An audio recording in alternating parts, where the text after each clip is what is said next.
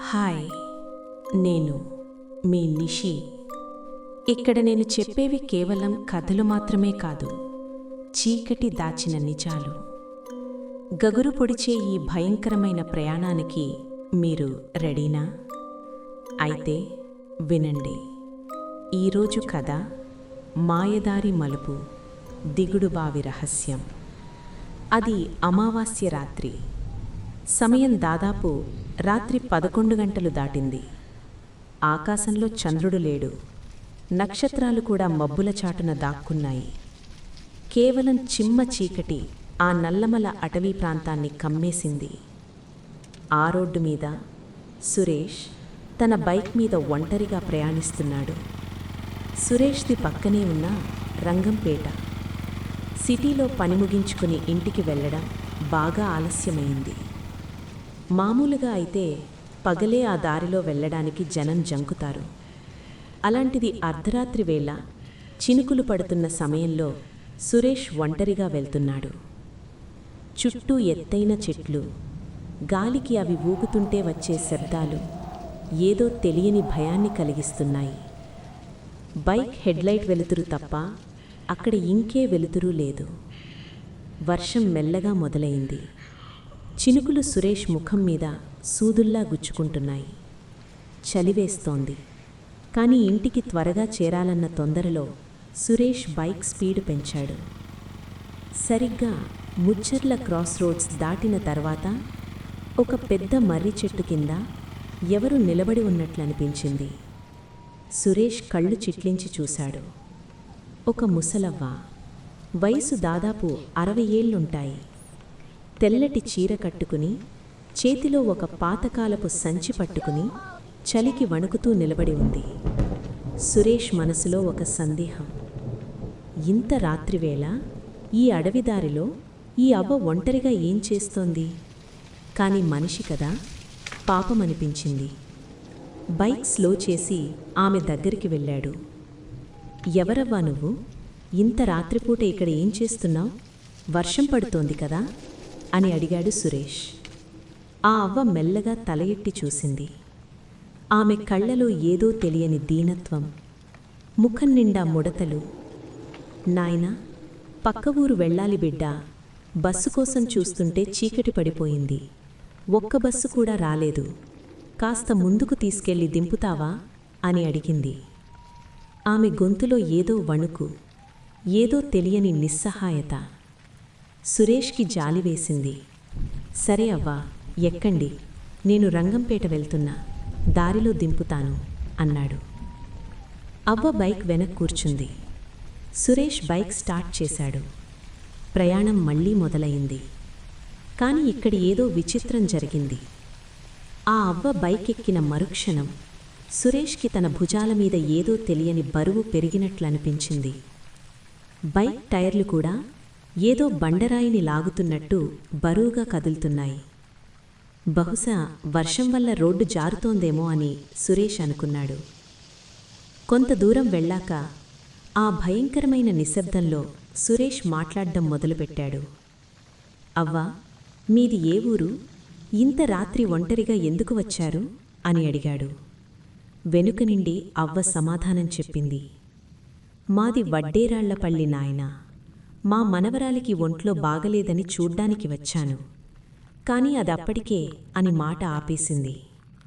ఆమె గొంతు ఇప్పుడు గంభీరంగా, కాస్త బొంగురుగా మగగొంతులా వినిపించింది. సురేష్కి ఆ గొంతు వినగానే వెన్నులో వణుకు పుట్టింది. ఇందాక మాట్లాడినప్పుడు గొంతు మామూలుగానే ఉంది కదా, ఇప్పుడెందుకింత వింతగా మారిపోయింది? సురేష్ గుండె వేగం పెరిగింది. ఏదో తేడాగా అనిపిస్తోంది. అప్పటికి వర్షం జోరు పెరిగింది. ఉరుములు ఉరుముతున్నాయి. ఆకాశంలో పెద్ద మెరుపు మెరిసింది. ఆ వెలుతుర్లో అడవిదారి ఒక్కసారిగా తెల్లగా మెరిసింది. సురేష్ భయంతో బైక్ అద్దంలోంచి వెనక్కి చూశాడు. ఆ క్షణం సురేష్ గుండె ఆగినంత పనయింది.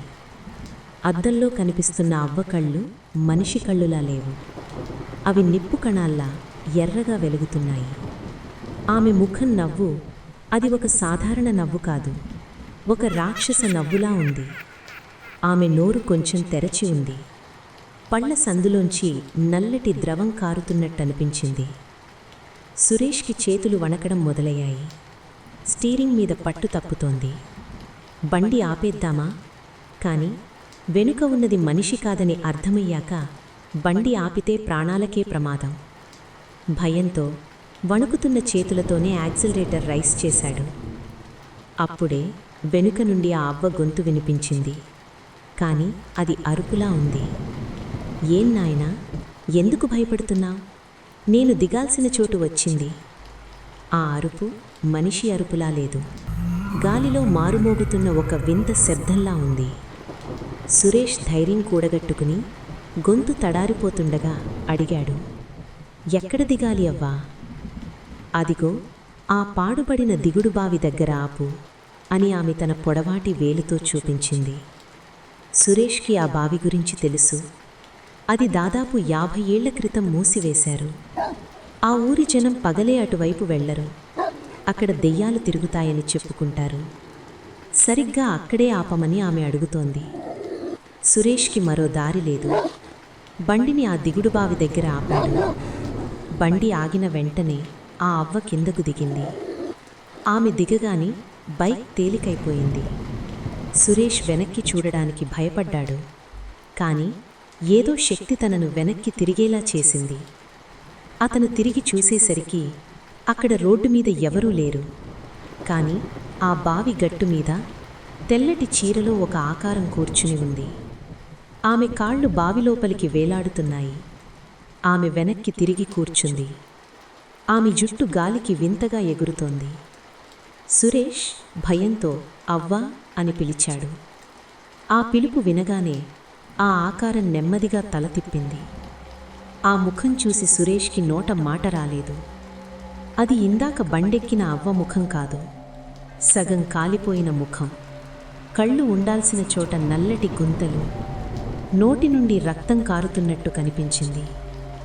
నన్ను ఇంటికి తీసుకెళ్తా అన్నావు కదా, రా, మా లోకానికి రా అంటూ ఆ దెయ్యం వికాటహాసం చేసింది. ఆ నవ్వు ఆ అడవి మొత్తం ప్రతిధ్వనించింది. సురేష్ ప్రాణభయంతో బైక్ స్టార్ట్ చేయడానికి ప్రయత్నించాడు. కానీ బైక్ స్టార్ట్ అవ్వడం లేదు. ఆ దెయ్యం బావి గట్టు మీద నుండి లేచి నేల మీద నడవకుండా గాలిలో తేలుతూ సురేష్ వైపు రావడం మొదలుపెట్టింది. దాని కాళ్లకు గజ్జెలున్నాయి. ఘల్లు ఘల్లు అంటూ ఆ శబ్దం దగ్గరికి వస్తోంది. ప్రతి అడుగుకి ఆ శబ్దం గుండెల్లో రైళ్లు పరిగెట్టిస్తోంది. సురేష్కి ఏం చెయ్యాలో అర్థం కాలేదు. జేబులో ఉన్న హనుమంతుడి డాలర్ని గట్టిగా పట్టుకుని కళ్ళు మూసుకుని హనుమాన్ చాలీసా తలుచుకున్నాడు. ఆ గజ్జెల శబ్దం సరిగ్గా అతని చెవి పక్కనే వినిపించింది. ఎవరో తన భుజం మీద చల్లటి చెయ్యి వేసినట్లు, ఐస్ ముక్క రాసినట్లు అనిపించింది. సురేష్ గట్టిగా జై హనుమాన్ అని అరుస్తూ కిక్రాడ్ కొట్టాడు. అదృష్టవశాత్తు బైక్ స్టార్ట్ అయింది. వెనక్కి చూడకుండా ఎంత వేగంగా వీలైతే అంత వేగంగా బండిని పోనిచ్చాడు. ఆ గజ్జెల శబ్దం చాలా దూరం వరకు అతన్ని వెంటాడుతూనే ఉంది. గాలిలో ఆమె నవ్వు వినిపిస్తూనే ఉంది. సురేష్ ఎలాగోలా తన గ్రామం రంగంపేట చేరాడు. ఇంటికి వెళ్ళగానే స్పృహ తప్పి పడిపోయాడు. ఇంట్లో వాళ్లు కంగారు పడి నీళ్లు చల్లి లేపారు. సురేష్ జరిగిందంతా వణికిపోతూ చెప్పాడు. అది విన్న సురేష్ వాళ్ల తాతయ్య గంభీరంగా ఇలా అన్నాడు, ఒరే, నువ్వు బతికి బయటపడటం నీ అదృష్టం. ఆ పాడుబడిన దిగుడుబావి దగ్గర ఒకప్పుడు ఒక ముసలావిడ్ని ఆస్తి కోసం సొంత కొడుకులే చంపి పడేశారు. అప్పటినుంచి ఆ దారిలో వెళ్లే ఒంటరి ప్రయాణికుల్ని లిఫ్ట్ అడిగి ఆ దిగుడుబావిలోకి లాక్కెళ్లి చంపుతుంది. ఈరోజు అమావాస్య కాబట్టి ఆమె శక్తి ఎక్కువగా ఉంటుంది. దేవుడే నిన్ను కాపాడాడు. సురేష్కి జ్వరం తగ్గడానికి 3 రోజులు పట్టింది. కాని ఇప్పటికీ అమావాస్య రాత్రి వస్తే చాలు సురేష్కి నిద్రలో ఆ గజ్జెల శబ్దం వినిపిస్తూనే ఉంటుంది. ఆ పాడుబడిన బావివైపు వెళ్లాలంటేనే ఆ ఊరి జనానికి వెన్నులో వణుకు పుడుతుంది. అదండి ఈరోజుటి కథ. మీలో ఎవరైనా హైవే మీద ప్రయాణించేటప్పుడు ఇలాంటి వింత అనుభవాలను ఎదుర్కొన్నారా? ఒకవేళ మీ వెనుక సీట్లో కూర్చున్నది మనిషి కాదని తెలిస్తే ఆ క్షణం మీరు ఏం చేస్తారు? మీ సమాధానాన్ని కింద కమెంట్ చేయండి. ఈ కథ మీకు నచ్చితే లైక్ చేయండి. ఇలాంటి మరిన్ని భయంకరమైన నిజాల కోసం మన నిశీరాత్రి ఛానల్ని సబ్స్క్రైబ్ చేసుకోండి. మళ్ళీ మరో నిశీరాత్రిలో కలుద్దాం. అప్పటి వరకు జాగ్రత్త.